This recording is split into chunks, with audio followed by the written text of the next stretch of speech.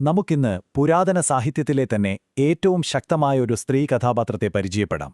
കുണ്ടലകേശി. സ്നേഹം, വഞ്ചന, പിന്നെ അതിജീവനം, ഇവയെല്ലാം ചേർന്നൊരു അവിശ്വസനീയമായ കഥയാണിത്. നമുക്ക് തുടങ്ങാം, അല്ലേ? കഥയുടെ തുടക്കം തന്നെ വളരെ നാടകീയമാണ്. ഒന്ന് സങ്കൽപ്പിച്ചു നോക്കൂ, മിന്നൽ പിണരുകളുള്ളൊരു രാത്രി, നിറയെ ആഭരണങ്ങളൊക്കെ അണിഞ്ഞ ഒരു സ്ത്രീ ഒരു മലമുകളിലേക്ക് ഓടിക്കയറുകയാണ്. അവരുടെ ഓരോ ചുവടിലും വല്ലാത്തൊരു ഭയമുണ്ട്. എന്തോ വലിയൊരു അപകടം തൊട്ടു പിന്നാലെയുണ്ട് എന്ന് നമുക്കൊറ്റ നോട്ടത്തിൽ തന്നെ മനസ്സിലാവും. അപ്പോ ഈ മലമുകളിൽ അവർ ഒറ്റയ്ക്കാണോ? അല്ല, അവിടെ അവരെ കാത്ത് മറ്റൊരാളുണ്ട്.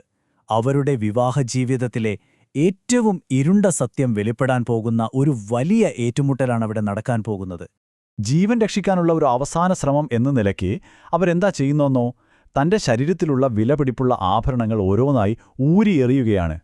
ഇതല്ലേ നിനക്ക് വേണ്ടത്, എടുത്തോ എന്ന് പറഞ്ഞ് തന്റെ അരഞ്ഞാണവും വളകളുമൊക്കെ ഭർത്താവിന് നേരെ വലിച്ചെറിയുന്നു.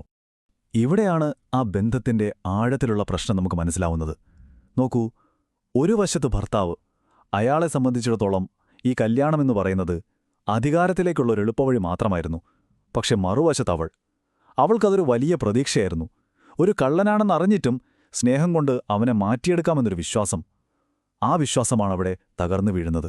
അപ്പോ സംസാരം പതിയെ വഷളാവുകയാണ്. അയാളുടെ അധികാരമോഹം ഒരു കൊലപാതക ഭീഷണിയിലേക്ക് വരെ എത്തുന്നു. അവിടെ ഒരു ജീവൻ മരണ പോരാട്ടത്തിനുള്ള കളമൊരുങ്ങുകയാണ്. കഥ ഇവിടെ ശരിക്കും ഒരു ട്വിസ്റ്റ് എടുക്കുകയാണ്. മരണമുറപ്പായ ആ നിമിഷം അവൾ തളർന്നു പോകുന്നില്ല. പകരം തന്റെ ബുദ്ധി ഉപയോഗിച്ച് ഒരു രക്ഷപ്പെടൽ പദ്ധതി തയ്യാറാക്കുന്നു. ഒരു ഭക്തിയുടെ മുഖംമൂടി അണിഞ്ഞുകൊണ്ട് അതിജീവനത്തിനുള്ള ഒരു വഴി കണ്ടെത്തുകയാണവൾ. അവൾ ഉപയോഗിക്കുന്ന തന്ത്രമെന്താണെന്നോ, പാരമ്പര്യത്തെ കൂട്ടുപിടിക്കുകയാണ്. ഭർത്താവെന്ന നിലയിൽ അവസാനമായി ഒന്ന് വലം വെച്ച് വണങ്ങാൻ ഒരവസരം ചോദിക്കുന്നു. ഈ ഒരു ചെറിയ അഭ്യർത്ഥനയ്ക്ക് പിന്നിൽ അവളുടെ യഥാർത്ഥ പ്ലാൻ എന്താണെന്ന് അയാൾക്ക് ഊഹിക്കാൻ പോലും കഴിഞ്ഞില്ല. അപ്പോൾ അവളുടെ പ്ലാൻ ഇങ്ങനെയാണ്: 3 സ്റ്റെപ്പുകൾ. ഒന്നാമത്തേത് ആരാധന നടത്താനുള്ള ഒരു അഭ്യർത്ഥന. രണ്ടാമത് ആചാരപ്രകാരം പതിയെ അവനെ വലം വയ്ക്കാൻ തുടങ്ങുന്നു. എന്നിട്ടോ മൂന്നാമത്തെ സ്റ്റെപ്പില് അയാൾ ഒട്ടും പ്രതീക്ഷിക്കാത്ത ഒരു നിമിഷത്തില് പിന്നിൽ നിന്ന് അവനെ കൊക്കയിലേക്ക് തള്ളിയിടുന്നു.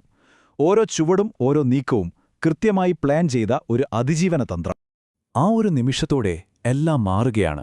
അവൾ വെറുമൊരു ഇരയല്ല, അതിജീവിച്ചവളാണ്. തന്റെ പഴയ ജീവിതത്തിന്റെ ചാരത്തിൽ നിന്ന് പുതിയൊരു വ്യക്തിത്വമായി അവൾ രൂപാന്തരപ്പെടുകയാണ്.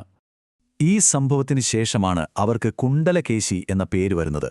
കുണ്ടലകേശി എന്നുവച്ചാൽ ചുരുണ്ട മുടിയുള്ളവൾ എന്നാണ് അർത്ഥം. പിന്നീടൊരു സന്യാസിനിയായി മാറി അവരുടെ പുതിയ ജീവിതത്തിന്റെ ഒരു പ്രതീകമായി മാറി ആ പേര്. അവർ നേരിട്ട പരീക്ഷണങ്ങളുടെയും അതിജീവനത്തിന്റെയും ഒരു ഓർമ്മപ്പെടുത്തൽ. പക്ഷേ കഥ ഇവിടെ തീരുന്നില്ല.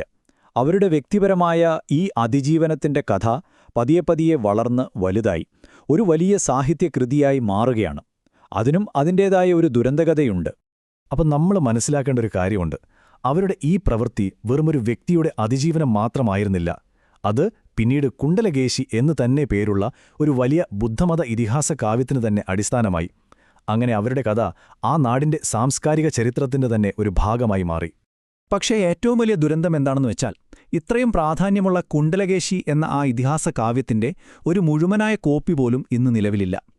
കാലക്രമേണ അതെല്ലാം നമുക്ക് നഷ്ടപ്പെട്ടു. അപ്പോൾ ഇത് നമ്മളെ ഒരു വലിയ ചോദ്യത്തിന് മുന്നിൽ നിർത്തുന്നുണ്ടല്ലേ? ഇത്രയും ശക്തമായ ഒരു കാലത്ത് ആഘോഷിക്കപ്പെട്ട ഒരു ഇതിഹാസം ഇങ്ങനെ പൂർണ്ണമായി അപ്രത്യക്ഷമാകാമെങ്കിൽ നമ്മളറിയാതെ എത്രയെത്ര കഥകളായിരിക്കും, എത്രയെത്ര ശബ്ദങ്ങളായിരിക്കും നമ്മുടെ ചരിത്രത്തിൽ നിന്ന് എന്നേക്കുമായി മാഞ്ഞുപോയിട്ടുണ്ടാവുക. ഈ കഥയുടെ വിവരങ്ങൾ നമുക്ക് നൽകിയത് പ്രൊഫസർ ഡോക്ടർ ഇരയരാസനാണ്.